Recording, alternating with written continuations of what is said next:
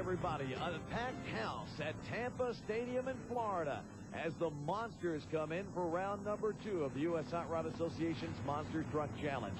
This is Rob Fuchs, First Blood. And earlier this week, we caught up with Rob and asked him about monster truck tires. Hello, everybody. For today's lesson, we're going to learn all there is to learn about monster truck tires.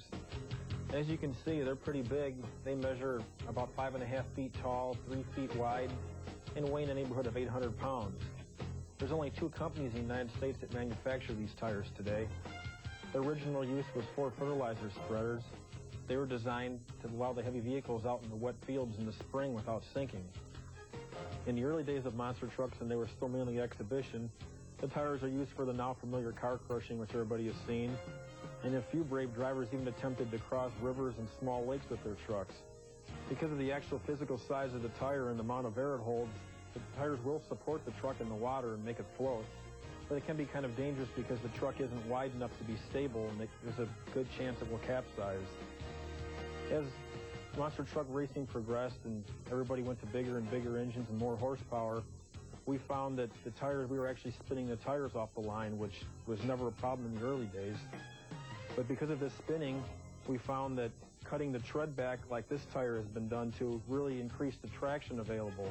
Whereas the stock tread, as the tire came, the tread came up just like it does here, but then it went straight across and dropped straight back down, which really didn't offer a lot of traction when the tire was spinning. But by taking the Sawzall and 2 people and spending about 4 hours, you could actually cut the tread back at the angle like I explained earlier, and like I said, it would offer a lot more traction. Some drivers have gone as far as to take what's called a tire groover, which is basically a hot knife, and come in and actually cut the rubber out in between the tread blocks.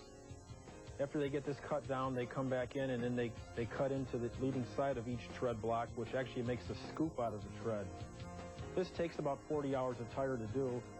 They've gone to this much time and effort because we found in a short race the truck that has the most traction and can have the most speed built up before it hits the ramp usually will be the winner. These tires are actually pretty durable. I've been running this particular set now for about 3 years.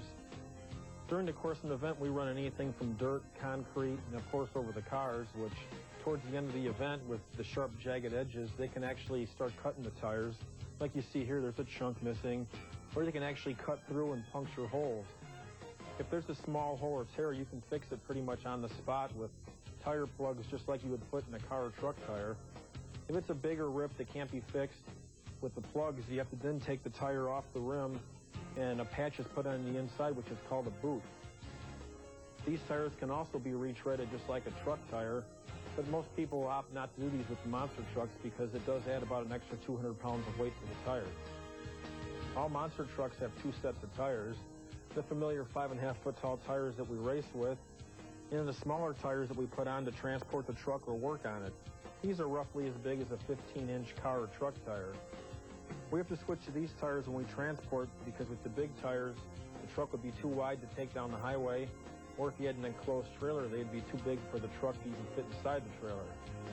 If you have any other questions or comments regarding monster trucks, you can write me, care of the United States Hot Rod Association, 477 East Butterfield Road, Suite 400, Lombard, Illinois, 60148.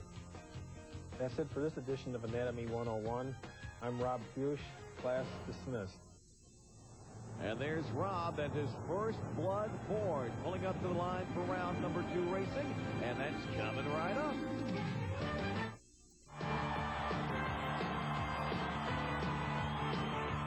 What an excited crowd at Tampa Stadium, and they have reason to be. The best monster truck racing you'll see anywhere here from the United States Hot Rod Association. Round number 2 pairings pit John Moore and No Problem against Rob Fuchs in First Blood. And Dave Valeroy with the Invader goes up against John Kwasniewski and the Buffalo Tremor.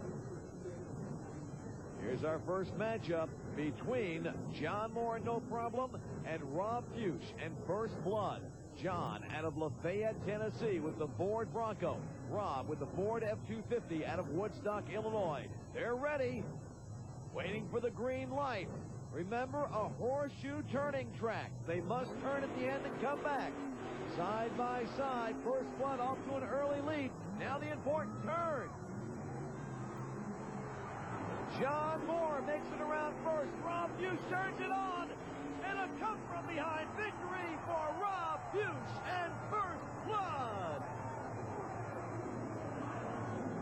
That turn was very, very hard for Rob. He came off the cars very, very nicely. Then he lined up into this turn.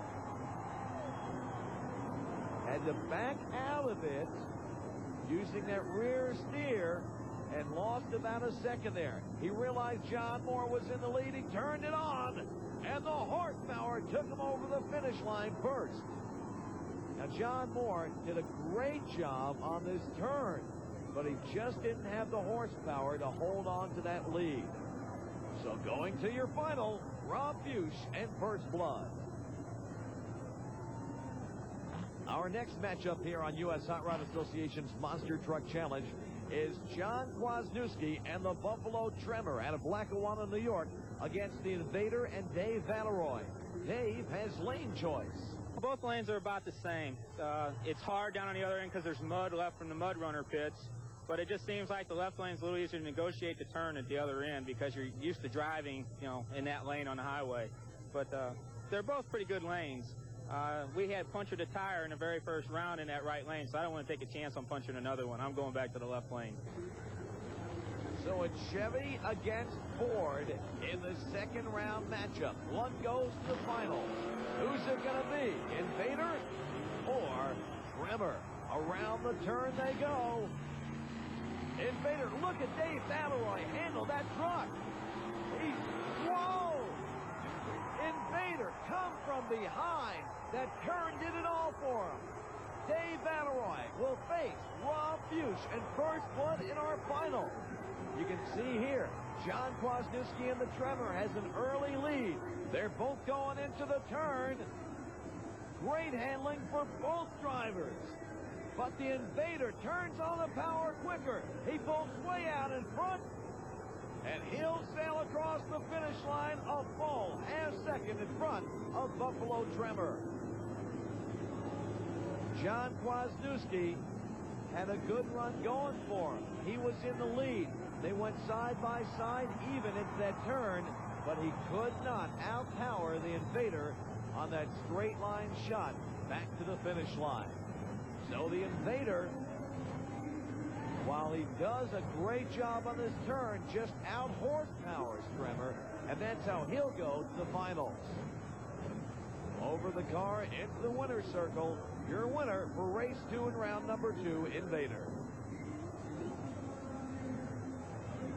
So this full house here at Tampa Stadium is being treated to great U.S. Hot Rod Association action. And our final pairing pit the Invader against First Blood. That's coming up. When we return, we'll treat you to the Human Bomb.